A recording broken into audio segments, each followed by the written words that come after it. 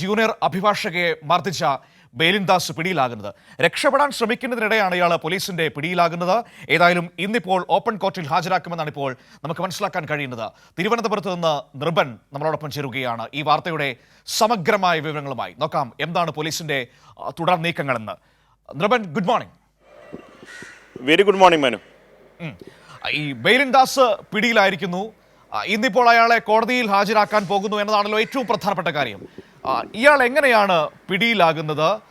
തുടർ നടപടികൾ ഇന്ന് എങ്ങനെയാണ്? തീർച്ചയായും കേരളത്തെ നടുക്കിയ പ്രത്യേകിച്ച് ഒരു അഭിഭാഷകന്റെ ഭാഗത്ത് നിന്നുണ്ടായിട്ടുള്ള ക്രൂരമായ ഓഫീസിൽ വെച്ച് തന്നെ സഹപ്രവർത്തകയായിട്ടുള്ള ജൂനിയർ അഭിഭാഷകയെ ക്രൂരമായി മർദ്ദിച്ച സംഭവം വലിയ തരത്തിൽ വാർത്തയായതാണ്. കേരളത്തിലെ സംബന്ധിച്ചിടത്തോളം വലിയ ഞെട്ടലുണ്ടായി. കാരണം നിയമരംഗത്ത് പ്രവർത്തിക്കുന്നവർ തന്നെ നിയമലംഘനം നടത്തുന്നു. അങ്ങനൊരു സ്ഥലത്ത് വെച്ച് തന്നെ ഒരു വനിതാ അഭിഭാഷകയെ മർദ്ദിക്കുന്നു. അതിൽ നീതി തേടിയുള്ള വലിയ പോരാട്ടമാണ് നടത്തിയത്. സർക്കാരിൻ്റെ ഭാഗത്തു നിന്ന് വലിയ പിന്തുണയുണ്ടായി. പോലീസ് ഇക്കാര്യത്തിൽ ശക്തമായി ഇടപെട്ടു. മന്ത്രി പി രാജീവ്, നിയമമന്ത്രി പി രാജീവ് അടക്കം മർദ്ദനമേറ്റ അഡ്വക്കേറ്റ് ഷാമിലിയെ നേരിട്ടെത്തി സന്ദർശിക്കുകയും ആശ്വസിപ്പിക്കുകയൊക്കെ ചെയ്തു. ഒപ്പം തന്നെ വനിതാ കമ്മീഷൻ അടക്കം നടപടി സ്വീകരിച്ചു. അഭിഭാഷകരുടെ സംഘടന വലിയ രീതിയിൽ രംഗത്ത് വരികയൊക്കെ ചെയ്തു. പക്ഷേ പോലീസ് ശക്തമായ അന്വേഷണം നടത്തിയപ്പോൾ ബേലിൻദാസ് ചെയ്തിരുന്നത് പ്രത്യേകമായൊരു തന്ത്രമാണ് നടത്തിയിരുന്നത്. ഒരിടത്ത് തങ്ങാതെ അദ്ദേഹം ഈ ഒരു വാഹനത്തിൽ സഹോദരൻ്റെ വാഹനത്തിൽ നഗരം മുഴുവൻ ചുറ്റി സഞ്ചരിക്കുകയായിരുന്നു. കഴിഞ്ഞ ദിവസം ബേലിൻദാസിൻ്റെ സഹോദരനെ പോലീസ് ചോദ്യം ചെയ്യുന്നതിന് വിളിച്ചു വരുത്തി. അവിടെ നൽകിയൊരു മൊഴിയിലെ വൈരുദ്ധ്യമാണ് പോലീസ് നിർണായകമായ ഇയാളെ നിർണായകമായ വഴിത്തിരിവിലേക്ക് പോയത്. ഈ സഹോദരൻ്റെ വാഹനം എവിടെയാണ്, കാർ എവിടെയാണ് എന്ന ചോദ്യത്തിന് ആദ്യം വ്യക്തമായ മറുപടി സഹോദരന് നൽകാൻ കഴിഞ്ഞില്ല.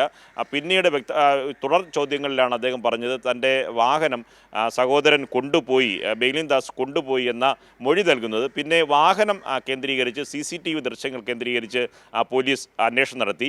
തീരപ്രദേശത്തു കൂടി വാഹനം സഞ്ചരിക്കാനുള്ള സാധ്യതയുണ്ടെന്ന് മനസ്സിലാക്കി മഫ്റ്റിയിൽ പോലീസ് അവിടെ റോന്ത് ചുറ്റുകയായിരുന്നു. ഈ സംഘമാണ് ആദ്യമായി വൈകിട്ട് 5:30 മണിയോടുകൂടി തുമ്പയിൽ നിന്ന് വേളി ഭാഗത്തേക്ക് ഈ വാഹനം ഓടിച്ചു പോകുന്നതിൻ്റെ ദൃശ്യങ്ങൾ അവരുടെ ശ്രദ്ധയിൽപ്പെട്ടു. അതിൻ്റെ അടിസ്ഥാനത്തിൽ ആ ഭാഗത്തേക്ക് പോലീസ് സംഘം അവിടെ പോകുന്നു. ബൈക്കിലെത്തിയ പെട്രോളിംഗ് സംഘമാണ് ആദ്യമായി വാഹനം അതുവഴി കടന്നു പോകുന്നത് അറിയുന്നത്. ഇതിനനുസരിച്ച് ഉന്നത പോലീസ് ഉദ്യോഗസ്ഥരെ ഉടൻ തന്നെ വിവരം അറിയിക്കുന്നു. പിന്നെ പോലീസ് നഗരത്തിലെ എല്ലാ ഭാഗത്തും ഈ അലർട്ട് സന്ദേശം അയക്കുന്നു. ഈ വാഹനത്തിൻ്റെ ദൃശ്യങ്ങൾ, ഒപ്പം തന്നെ വാഹനത്തിൻ്റെ നമ്പർ, അതടക്കമുള്ള ഇൻഫർമേഷൻ എല്ലാ സ്റ്റേഷനിലേക്കും പാസ് ചെയ്യുന്നു. നഗരത്തിലെ പ്രധാന കേന്ദ്രങ്ങളിലെല്ലാം CCTV ഈ വഴി നിരീക്ഷണ സംവിധാനവും കൺട്രോൾ റൂമിൽ നിന്ന് ശക്തമാക്കി. തുടർന്നാണ് തുമ്പയിൽ നിന്ന് വാഹനം വേളി ഭാഗത്തേക്ക് സഞ്ചരിക്കുന്നു എന്ന വിവരം വീണ്ടും പോലീസിന് ലഭിക്കുന്നത്. റോഡ് മുഴുവൻ ഈ തുമ്പ ഭാഗത്തെ സ്റ്റേഷൻ കടവ് ഭാഗത്തെ റോഡ് ബ്ലോക്ക് ചെയ്ത് ഒരു വാഹനം മാത്രം കടന്നു പോകാൻ ഉള്ള വഴിയൊരുക്കി പോലീസ് കാത്തിരിക്കുകയായിരുന്നു. ബേലിൻദാസ് ഓടിച്ചു വന്ന വാഹനം, ബേലിൻദാസിനൊപ്പം ഈ വാഹനം ഓടിച്ചിരുന്നത് അദ്ദേഹത്തിൻ്റെ കൂട്ടുകാരനാണ് വാഹനം ഓടിച്ചിരുന്നത്. ഈ വാഹനം മുന്നോട്ട് വരുന്ന വഴിക്ക് തന്നെ പോലീസ് ജീപ്പിട്ട് ക്രോസ് ചെയ്ത് തുമ്പ പോലീസാണ് ബേലിൻദാസിനെ അറസ്റ്റ് ചെയ്യുന്നത്. തുടർന്ന് വഞ്ചിയൂർ പോലീസിന് കൈമാറുകയായിരുന്നു. രാത്രിയോടുകൂടി മെഡിക്കൽ പരിശോധന പൂർത്തിയാക്കി വഞ്ചിയൂർ പോലീസ് സ്റ്റേഷനിലേക്ക് കൊണ്ടുവരികയായിരുന്നു. ഇന്ന് തിരുവനന്തപുരത്തെ വഞ്ചിയൂർ കോടതിയിൽ, തുറന്ന കോടതിയിൽ ബേലിൻദാസിനെ ഹാജരാക്കും. കഴിഞ്ഞ ദിവസം തന്നെ മാധ്യമങ്ങളോട് അദ്ദേഹം പറഞ്ഞത് ഇതിൽ പറയുന്ന കുറ്റകൃത്യങ്ങളൊന്നും താൻ ചെയ്തിട്ടില്ല, പെട്ടെന്നുണ്ടായ പ്രകോപനത്തിൽ താൻ മർദ്ദിച്ചതാണ് എന്ന ഒരു ഭാഗം മാത്രമാണ് ബേലിൻദാസ് പറയുന്നത്. അത് അദ്ദേഹത്തിൻ്റെ ജാമ്യാപേക്ഷയിലാണ് പറയുന്നത്. ഇനി കോടതിയിൽ ഹാജരാക്കുമ്പോൾ ബാക്കി കാര്യങ്ങൾ കോടതിയിൽ പറഞ്ഞുകൊള്ളാം എന്നതാണ് മാധ്യമങ്ങളിലൂടെയുള്ള അദ്ദേഹത്തിൻ്റെ കഴിഞ്ഞ ദിവസം ഉള്ള പ്രതികരണമായി പുറത്തു വന്നത്. പക്ഷേ പോലീസ് നടത്തിയ ശക്തമായ തിരച്ചിൽ, ശക്തമായ അന്വേഷണം, സർക്കാർ ഒപ്പം തന്നെ ജനങ്ങളുടെ പൂർണ്ണമായ പിന്തുണ, കേരളത്തിലെ ജനങ്ങളാകെ തന്നെ ഇത്തരത്തിൽ ക്രൂരമായി മർദ്ദനമേറ്റ ഷാമിലിക്കൊപ്പമായിരുന്നു നിന്നത്. സർക്കാരിന് കഴിഞ്ഞ ദിവസവും തന്നെ പോലീസിൻ്റെ നടപടിയിൽ ഷാമിലി നന്ദി രേഖപ്പെടുത്തി. പോലീസ് ഇക്കാര്യത്തിൽ ശക്തമായ ഇടപെടലാണ് നടത്തിയത്. തനിക്ക് നീതി ലഭിക്കുമെന്ന പ്രത്യാശയാണ് ജൂനിയർ അഭിഭാഷകയായ ഷാമിലി പറഞ്ഞത്. അക്കാര്യത്തിൽ വലിയ തരത്തിലുള്ള ആശ്വാസം അവരുടെ ഭാഗത്ത് നിന്നുണ്ടായിട്ടുണ്ട്. അവർ മാധ്യമങ്ങളോടൊക്കെ തന്നെ പറഞ്ഞത് പൂർണ്ണമായ പിന്തുണയാണ് തനിക്ക് ഇക്കാര്യത്തിൽ ലഭിച്ചത് എന്ന് അവർ കഴിഞ്ഞ ദിവസം മാധ്യമങ്ങളോട് പ്രതികരിക്കുകയും ചെയ്തു. അതുകൊണ്ട് ഈ കേസ് സംബന്ധിച്ച് ഇന്ന് 10 മണിക്ക് ശേഷം കോടതിയിൽ ഹാജരാക്കുമ്പോൾ കോടതിയുടെ നിലപാട് ഏറ്റവും പ്രധാനപ്പെട്ട കാര്യമാണ്. ബാർ അസോസിയേഷൻ അദ്ദേഹത്തെ പുറത്താക്കിയിട്ടുണ്ട്. അഭിഭാഷകരുടെ സംഘടന ശക്തമായി അദ്ദേഹത്തിനെതിരെ നിൽക്കുന്നുണ്ട്. ഒപ്പം തന്നെ ഏറ്റവും പ്രധാനപ്പെട്ട കാര്യം, ഞാൻ തന്നെ അല്പം മുമ്പ് വിഷ്വൽ ഇപ്പോൾ മനുവിന് കാണാൻ കഴിയുന്നുണ്ടായിരിക്കും.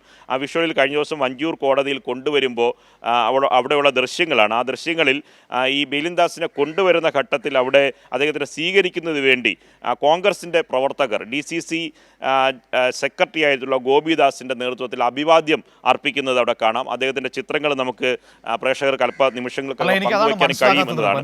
എനിക്കതാണ് മനസ്സിലാകാത്തത്. ഒരു പെൺകുട്ടിയെ മർദ്ദിച്ച അവശനാക്കിയ ഒരു വക്കീലിനെ സ്വീകരിക്കാൻ എന്തിനാണ് ഈ കോൺഗ്രസിന്റെ നേതാക്കളടക്കം എത്തുന്നത്? അതിലൂടെ അവർ നൽകുന്ന സന്ദേശം എന്താണ്? അതൊരു പ്രധാനപ്പെട്ട വിഷയം. ഇയാളുടെ കോൺഗ്രസ് ബന്ധം മറച്ചു വെച്ചുകൊണ്ട് ഇയാൾ ഇടതുപക്ഷക്കാരനാണ് എന്ന് സ്ഥാപിക്കാനുള്ള വലിയ ശ്രമങ്ങൾ മറുഭാഗത്ത് നടക്കുന്നുണ്ട്. അതിതിൻ്റെ മറ്റൊരു പ്രശ്നം. ഇനി ഒരു പ്രശ്നം കൂടിയുണ്ട്. ഈ പോലീസ് ഈ വക്കീൽ ഓഫീസിൽ കയറി അറസ്റ്റ് ചെയ്യുന്നത് തടഞ്ഞ ബാർ അസോസിയേഷൻ സെക്രട്ടറിയുടെ നിലപാട്, ഈ സാധാരണക്കാരുടെ ഏറ്റവും വലിയ ആശ്രയമാണല്ലോ നീതിന്യായ പീഠം എന്ന് പറയുന്നത്. അങ്ങോട്ടേക്ക് നമ്മളെ സഹായിക്കുന്നവരാണ് വക്കീലന്മാർ, അഭിഭാഷകർ. അവർ തന്നെ ഈ ക്രിമിനലുകൾക്ക് കുടപിടിക്കുന്ന നിലപാട് സ്വീകരിച്ചാൽ ജുഡീഷ്യറിയുടെ വിശ്വാസ്യത എങ്ങോട്ട് പോകും എന്നൊരു ഇഷ്യൂ കൂടി ഇതിനകത്ത് വരുന്നുണ്ട്. തീർച്ചയായും അത്തരം കാര്യങ്ങളെ സംബന്ധിച്ച് നിയമവകുപ്പ് മന്ത്രിയായിട്ടുള്ള P. രാജീവ് അടക്കം കഴിഞ്ഞ ദിവസം പ്രതികരിച്ചതാണ്. നീതി എന്ന കാര്യത്തിൽ എല്ലാവർക്കും തുല്യതയുണ്ട്. മനുഷ്യർ എല്ലാ ജനങ്ങൾക്കും ഒരുപോലെ ഇക്കാര്യങ്ങളിൽ തുല്യതയാണ് രാജ്യത്തെ നീതിന്യായ വ്യവസ്ഥ നൽകുന്നത്. അക്കാര്യത്തിൽ ഒരു തരത്തിലെ വിട്ടുവീഴ്ചയും ഒരു വ്യക്തിയെ സംബന്ധിച്ചും നിയമവ്യവസ്ഥയിൽ ഉണ്ടാകില്ല.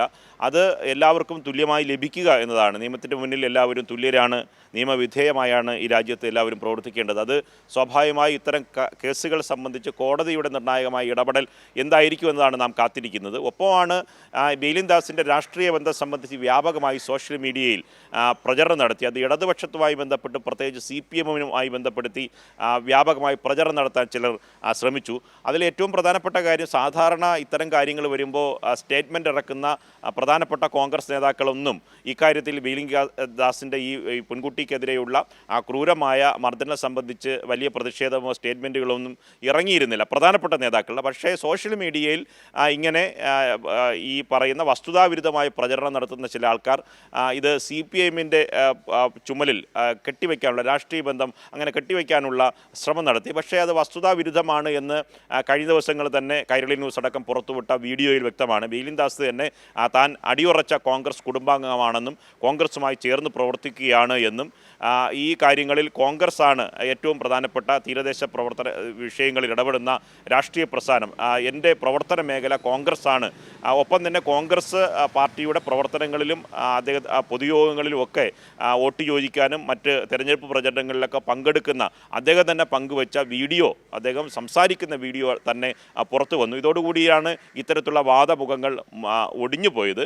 പക്ഷേ ഒരു പ്രധാനപ്പെട്ട കാര്യം, ഈ കഴിഞ്ഞ ദിവസം നമ്മൾ തന്നെ ആ ദൃശ്യങ്ങളിൽ ഇപ്പോൾ പ്രചരിക്കുന്ന ചിത്രങ്ങളിലൊക്കെ കാണുന്ന കോൺഗ്രസിൻ്റെ DCC സെക്രട്ടറി തന്നെ ഗോപിദാസ് തന്നെ അദ്ദേഹത്തെ അഭിവാദ്യം ചെയ്ത് സ്വീകരിക്കാൻ അറസ്റ്റ് രേഖപ്പെടുത്തി കൊണ്ടുവരുന്ന കോടതിയിലേക്ക് കൊണ്ടുവരുന്ന സ്റ്റേഷനിലേക്ക് കൊണ്ടുവരുന്ന വഞ്ചൂർ സ്റ്റേഷനിലേക്ക് കൊണ്ടുവരുന്ന ആളെ സ്വീകരിക്കുന്നു.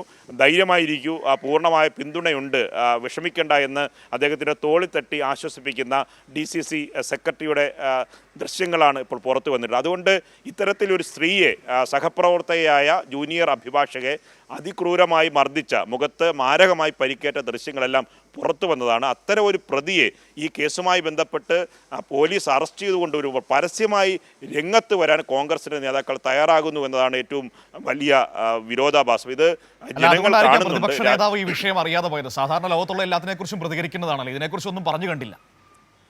തീർച്ചയായും അതാണ് പ്രധാനപ്പെട്ട നേതാക്കളുടെ എല്ലാവരെയും കോൺഗ്രസ് എന്ന രാഷ്ട്രീയ പ്രസ്ഥാനത്തെ സംബന്ധിച്ച് എന്ത് വിഷയം ഉണ്ടായിരുന്നില്ല, പെട്ടെന്ന് അവർക്ക് എളുപ്പം ചെയ്യാൻ കഴിയുന്നത് KPCC ഓഫീസിൽ നിന്നും അവരുടെ ഓഫീസുകളിൽ നിന്ന് പെട്ടെന്നൊരു സ്റ്റേറ്റ്മെൻറ്റ് വരികയാണ്.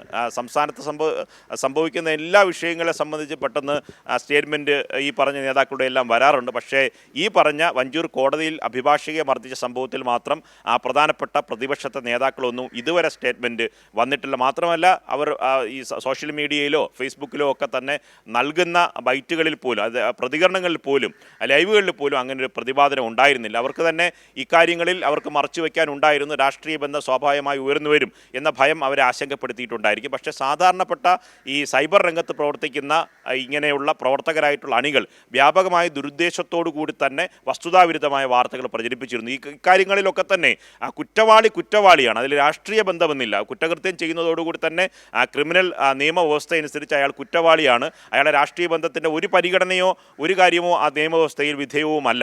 അതുകൊണ്ട് തന്നെ അക്കാര്യങ്ങളിൽ രാഷ്ട്രീയമായിട്ടുള്ള ന്യായീകരണത്തിന് ഒരു രാഷ്ട്രീയ പ്രസ്ഥാനവും പോകാനും പാടില്ല. പക്ഷേ ഇത്തരം സംഭവങ്ങൾ ഉണ്ടാകുമ്പോൾ രാഷ്ട്രീയ ബന്ധത്തെ വളച്ചൊടിച്ച് മറ്റ് രാഷ്ട്രീയ പ്രസ്ഥാനത്തിൻ്റെ ചുമലിൽ കെട്ടിവെച്ച് രക്ഷപ്പെടാനുള്ള ചില ശ്രമം ചില സംഘടനകൾ നടത്തുന്നുണ്ട്. അതും കൂടി ഈ കേസുമായി ബന്ധപ്പെട്ട് പൊളിഞ്ഞുപോയി. കാരണം ബെയിലിൻ ദാസ് തന്നെ അദ്ദേഹം നേരത്തെ നൽകിയ ഫേസ്ബുക്കിലൊക്കെ നൽകിയ കോൺഗ്രസിൻ്റെ അടിയുറച്ച കുടുംബാംഗമാണെന്നും കോൺഗ്രസുമായാണ് താൻ ചേർന്ന് പ്രവർത്തിക്കുന്നതെന്നൊക്കെയുള്ള ലൈവ് തന്നെ ഇപ്പോൾ ജനങ്ങളുടെ മുന്നിൽ വന്നിട്ടുണ്ട്. ഇനി നിയമ നടപടിയുമായി ബന്ധപ്പെട്ട് തുറന്ന കോടതിയിൽ ഇന്ന് ഹാജരാക്കുമ്പോൾ എന്ത് നടപടിയാണ് ഈ കോടതി ന്യായാധിപൻ്റെ ഭാഗത്ത് നിന്ന് ഉണ്ടാകുക എന്ന കാര്യം ഇനി കാത്തിരുന്ന് കാണേണ്ടതാണ്. 11 മണിയോടുകൂടി വഞ്ചിയൂരിലെ തുറന്ന കോടതിയിൽ ഹാജരാക്കും. ഒപ്പം തന്നെ ഈ മർദ്ദനമേറ്റ ഷാമിലിയുടെ കഴിഞ്ഞ ദിവസത്തെ പ്രതികരണത്തിൽ തനിക്ക് നീതി ലഭിച്ചു എന്ന് തന്നെയാണ് പറഞ്ഞത്. ഇത്തരം ഒരു കേസിൽ പോലീസ് കാര്യക്ഷമമായി പ്രവർത്തിച്ചു, എല്ലാവരും തനിക്ക് പിന്തുണയുമായി ഉണ്ടായിരുന്നു.